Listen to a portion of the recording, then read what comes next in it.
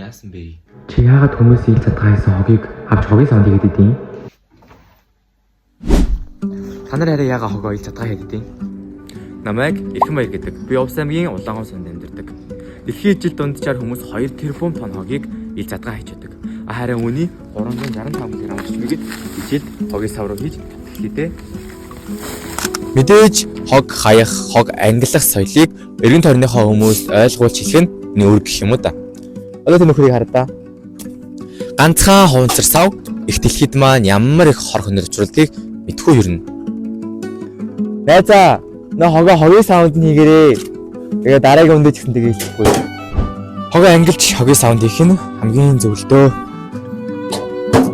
Ой, чи хогоо хогийн саунд хийгэрээ.